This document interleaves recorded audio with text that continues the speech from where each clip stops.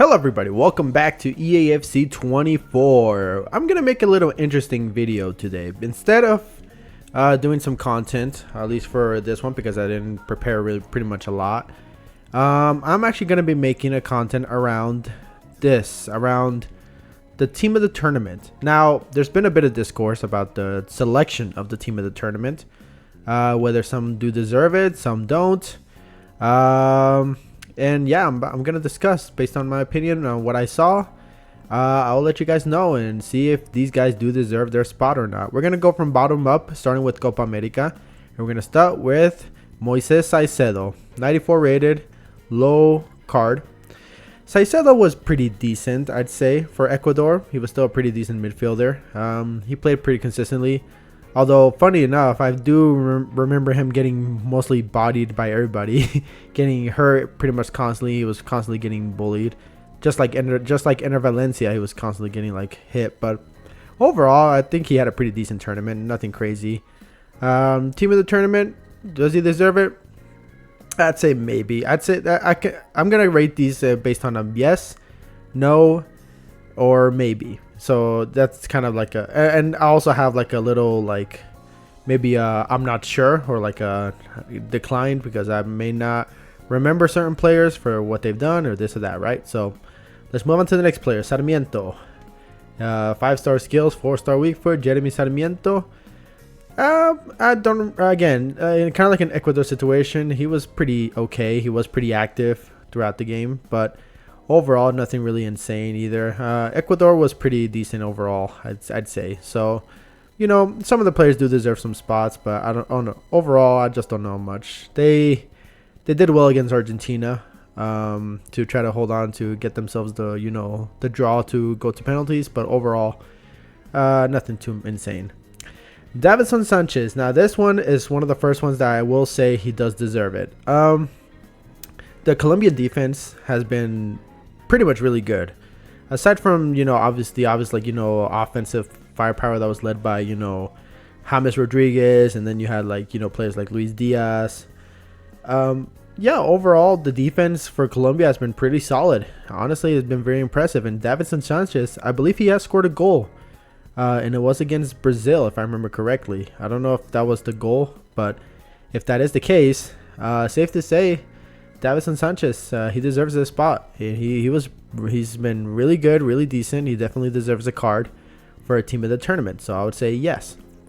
Munoz, I will also say yes. Part of the defense for Colombia, just overall good player. The problem is that he won't be able to play in the final because he has been red carded for being aggressive. 99 aggression is for sure an actual stat line, not just in real life, not just in the game, but in real life as well. So safe to say, maybe short-tempered, but honestly, kind of like that little temperament, that kind of like energy was kind of needed. Hopefully they'll figure that they won't need that when they face up against Argentina in the final, because the defense will definitely need some of that aggressiveness against them for sure. Martinez, Venezuelan card. Venezuela has been kind of surprising for me. I know they got eliminated by Canada, but that was by penalties, just to be sure. But the midfield for Venezuela was fairly decent. They weren't too bad.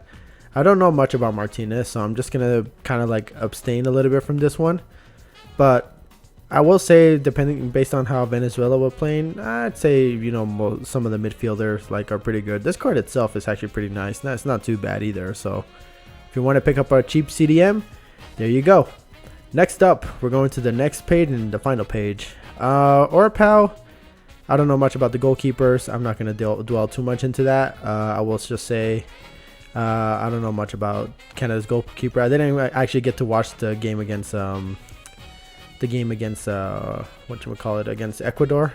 I mean, not in Ecuador, Venezuela, because I was busy. But overall, I guess if he did do plenty of stops for the penalty kicks, I guess he does get a nod, I guess. But definitely didn't, do much against Argentina, much like you couldn't, but whatever, it's fine.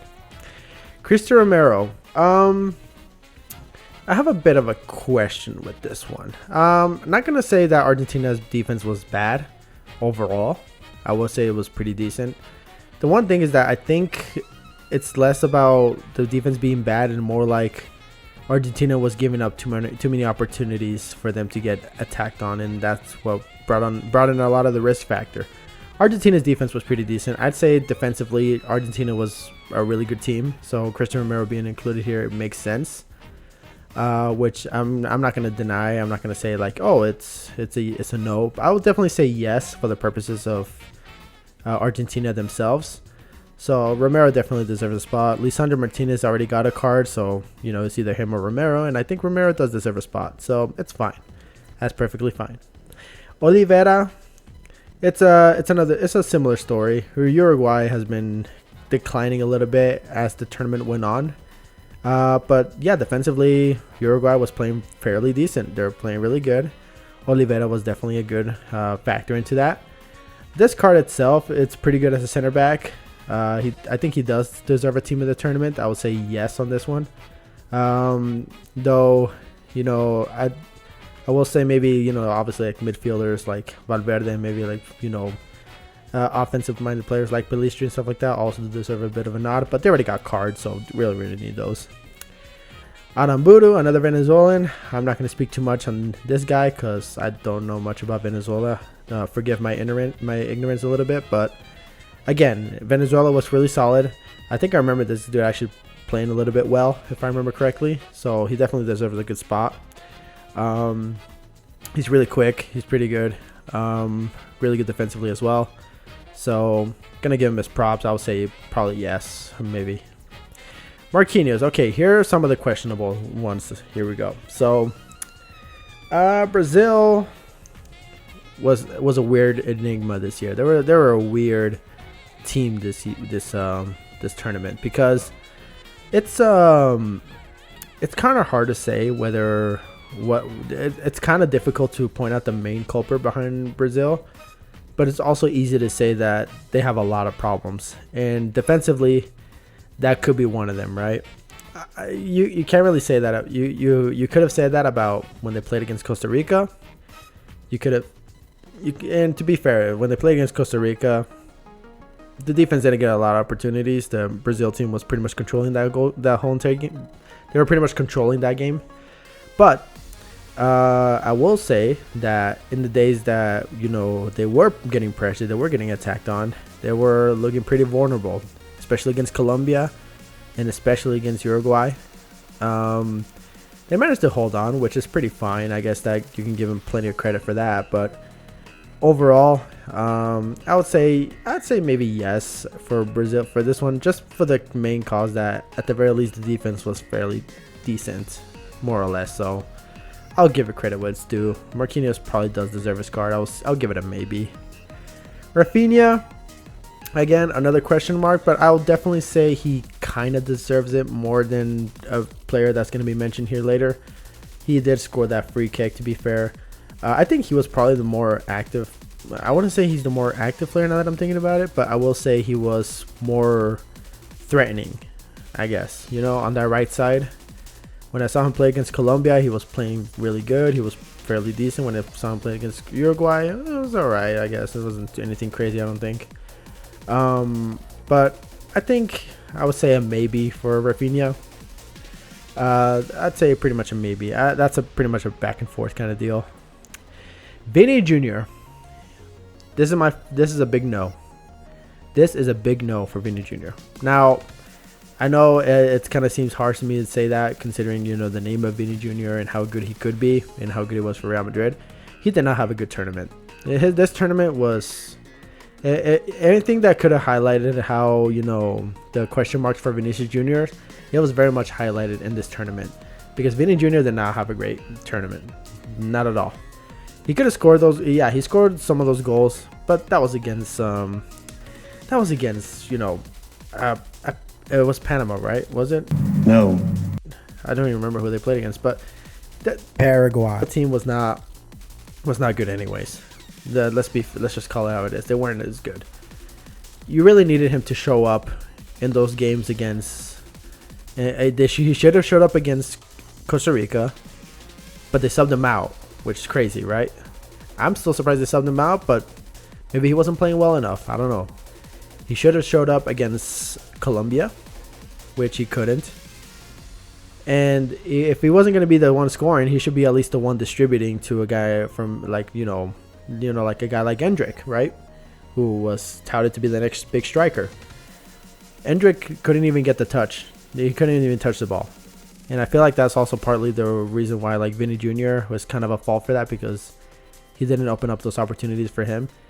And even then he missed some of the opportunities that he was presented to. And of course, it was pretty much the same story against Uruguay, and that's what got them eliminated. So it's definitely not a good look for Vinicius. I would say no on the team of the tournament kind of like look of it. So I would say he doesn't deserve it there. Valverde, I will say he does deserve a spot.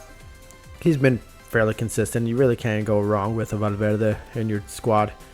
Probably as good as a midfielder as it goes. But then again, I also have to mention, again, Uruguay was struggling as the matches went by.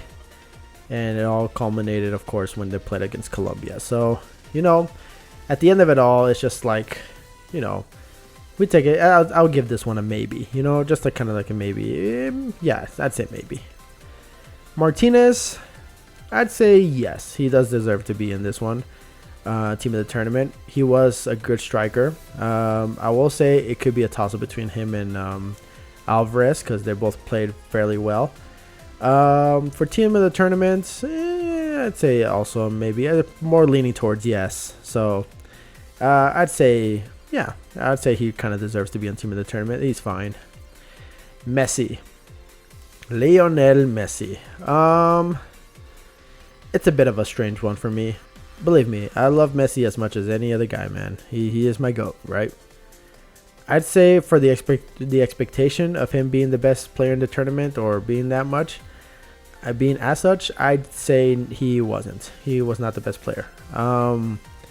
He basically did struggle for the most part. I'd say partly the reason why they brought more opportunities in that side is partly because, Di Maria was probably a more impactful player, I'd say, for that team.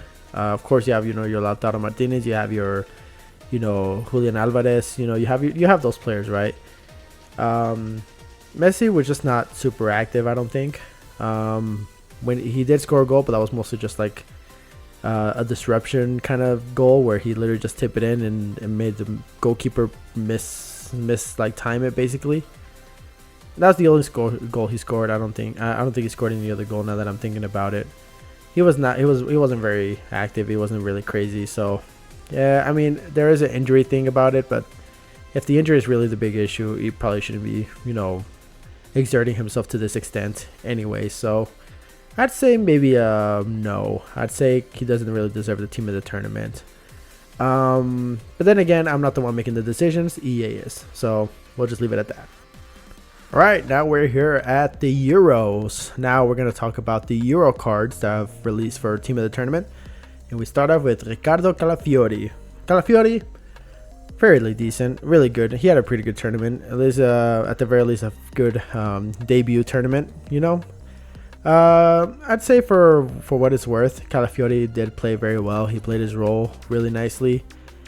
He is definitely a big potential player to get signed by a big team coming from Bologna. I think there are already teams like actively trying to get him right now, so who knows where he'll end up. But I will say he had a really good tournament, so I give him his credit. He does deserve to be in team of the tournament. So yep, I'll give him a yes. Guehi, I'll say this: for as boring as the football was up until the Netherlands match, I will say the one thing that would have been true about the England defense is that they at least held on for as much as they could. And Guehi was part of that. I say Guehi does deserve a spot, but partly because, that he pretty much had to do his job. He was practically forced into doing good to try to defend just the amount of times the teams have to push up and them having to push back through parking the bus.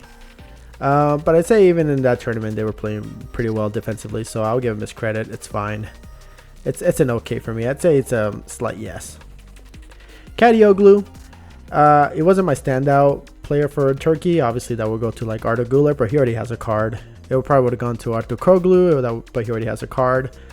But Kadioglu, I think, for the most part, did play very well. He did play fairly decent. So if you need a Turkish player to fill in that role, or that spot for the team of the season, or team of the tournament rather, I'd say he fits it pretty well. So not a bad option, not a bad pick. Shaka, yep, I'll say yes for this one too. Shaka definitely played very well. He played extremely well for the Swiss team. I will say though, of course, it's a shame that they ended up losing against England.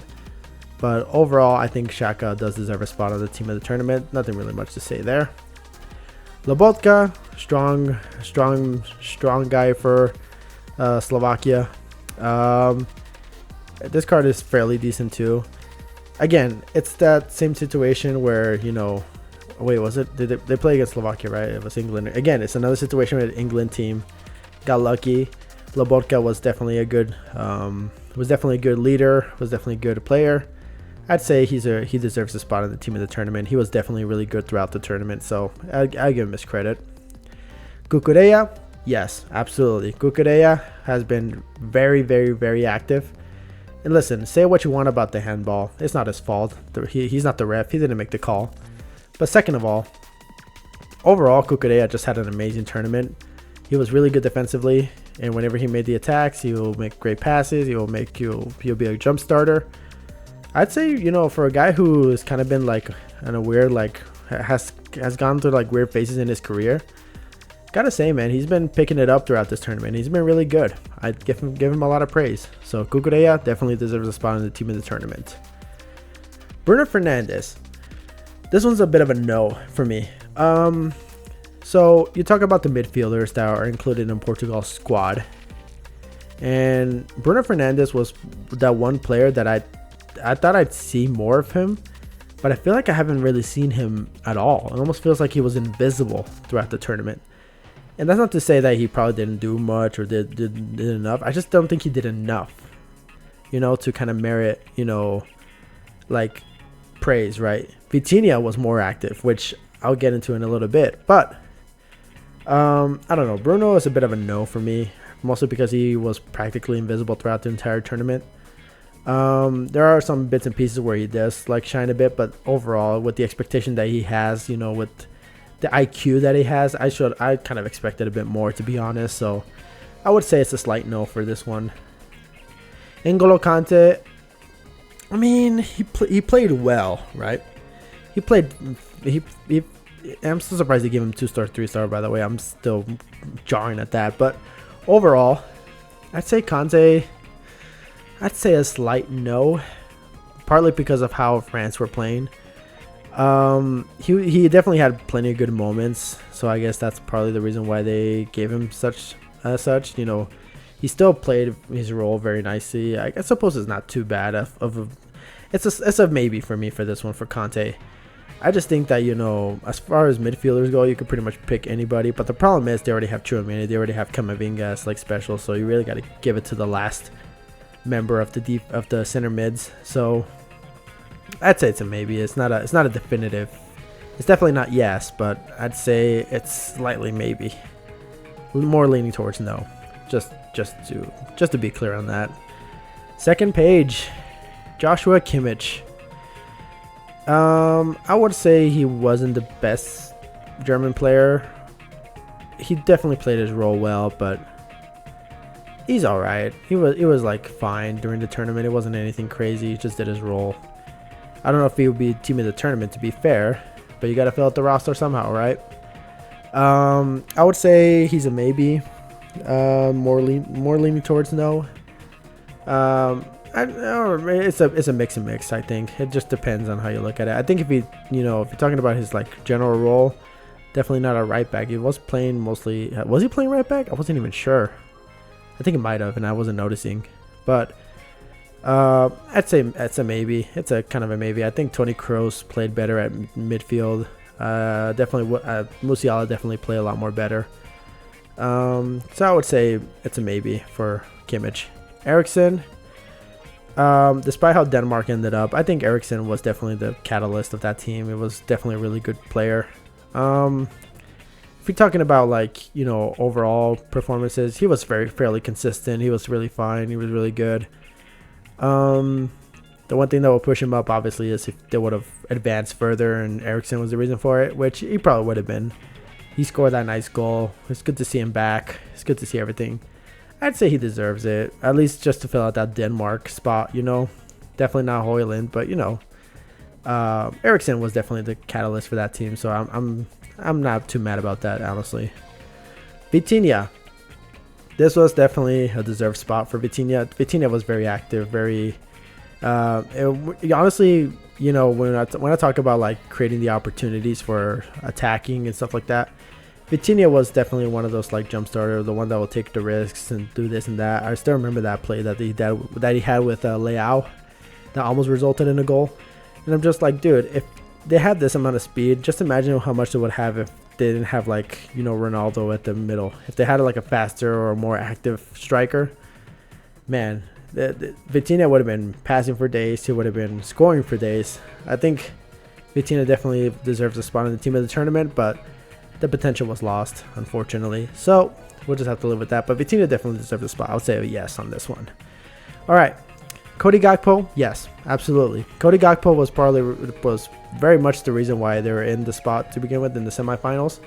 He did kind of disappear, partly because, you know, the England defense was playing out of their minds that game. So, you know, you have your off days sometimes, but Cody Gakpo was very good this tournament. I'd give him a lot of credit. He was really good during the quarterfinals and even in the best of 16. So, you know, Cody Gakpo definitely deserves a spot on this. I'd definitely give him a lot of praise for what he did, but unfortunately he couldn't really do much against England. So that's pretty much on that. Really good card, by the way, so we'll just give him that. Fabian Ruiz, yes, he does deserve a spot on the team of the tournament. Honestly, probably one of the more surprising players to come out of this whole entire thing. Because you think about the midfield of Spain, you think yourself, you know, Rodri, you know, kind of like the obvious ones. Rodri, I forgot the other center mid. Crap, I'm already losing my brain. But yeah, Fabian Ruiz, man. Shocking that this dude all of a sudden decided to explode and just surprise people, man. He had a lot of skill. He had a lot of, you know, offensive minded, you know, like, you know, passing. His shooting is still really good. I still remember that goal he scored against Croatia. I mean, this dude was just playing out of his mind, and he was really good. He kept that form throughout the entire tournament. And honestly, I feel like he might do it again. He might do something insane during the final. You never know. You never know. But Fabian Ruiz definitely deserves a spot in the team of the tournament for sure. Musiala, he does deserve a spot, to be honest. He played fairly decent throughout the entire tournament. He was definitely the better German player. He you know, he still has that goal that he scored against I believe it was a goal against no, I don't know if it was actually the Spain game. I'm not entirely positive. It might have been, but I'm not entirely sure. But Musiala, overall, the entire tournament, consistent, really, really good player. He does deserve a spot on the team of the tournament. I would give him that. Bellingham.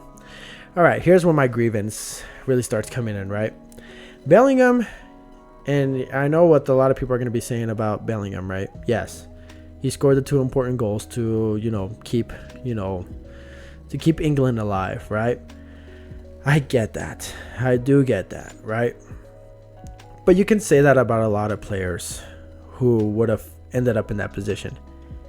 If Kane would have scored that goal, would we have been talking in the same light as Bellingham? Even his play styles tell you why he even got the team of the tournament for Bellingham, right? They took away technical. They took away the other play style. I forgot what it was. I think it might have been incisive pass. I don't remember. But they took away technical to give him acrobatic. You know what that tells me? That the reason he ended up getting team of the tournament was because of that bike kick. And that bike kick doesn't tell the whole story, right? Do you realize that people were asking, like, I was reading Twitter as it was going by, and I know Twitter's Twitter, right? But people were asking for them to sub out Bellingham and to sub out Kane, which is not a good sign when your fan base is calling for your substitution because they're not seeing enough from you, right? Harry Kane is more than understandable why he was getting called out to be like, okay, I'm not scoring good, We need a more active striker like Ivan Toney, or hell, even Ollie Watkins. God forbid. But man, Bellingham is that kind of player that you expect a lot from, but he's been practically invisible throughout the entire game and only shows up when it's all of a sudden when they're losing, right? Which you can say that about any other player, right? I don't know. Bellingham is leaning more towards a no for me. And that's because I know he scored those goals, but that doesn't tell the whole story. Does it excuse him from the fact that he probably should have scored more? No, he definitely could have scored more. He definitely could have been scoring more than Harry Kane. He definitely could have been scoring more than... He could have been a very active player, but I don't know. Maybe the system wasn't working for him. I don't know what gives. But this wasn't the best version of Bellingham. If it is the best version of Bellingham, I have problems. I have problems with Bellingham at this rate, because this is not the best of Bellingham. We will see the best of Bellingham at Real Madrid, hopefully. We'll see. But this is not the best version of Bellingham. And as such, this is not his team of the tournament. I would say pretty much no. He doesn't deserve a spot. Mbappe, that's even more of a enigma for me. Mbappe, I'd be pretty much inclined to say that he played his worst tournament thus far. I still say his best tournament was in 2018 out when they won the World Cup. Primarily because his role as the one to carry the team wasn't as high up as people, expected him to be. Nowadays, he has the expectation to carry this whole entire nation on his back, but he's not capable of doing that just yet. He still needs the experience, because he still couldn't even control his team back at PSG, even though he was the main man, right? He was being paid the big bucks. But for France, he couldn't really do much. And understandably, right, the mask could be a factor into that. But even before the mask, he had a bit of question marks. Even before the masks was like put on him, he still had a bit of question marks. And even tried playing without the mask, I think, at some cases, in some points throughout the Spain game. But he wasn't actively still playing very well. He had his burst of speed, stuff that we anticipate from it. But he only had one goal, 2 goals. So I think only 1 goal now that I'm thinking about it. And that was that penalty kick against Slovakia, I think. It was Poland, by the way. I don't know what I'm yapping about. I don't even remember who was in the group. But either way, Mbappe, I will definitely say no. He does not deserve a team in the tournament. Primarily because the expectation was that he would be better. He would have been leading this team. And he would be in the final. I would say the reason they even went to the final in the first place is because they got lucky. And that was the case. They got lucky. That deflection goal, that was lucky. They definitely don't deserve that. And neither does Mbappe. So, Mbappe, I would say a no. Kevin De Bruyne, it's a bit of a weird case for me.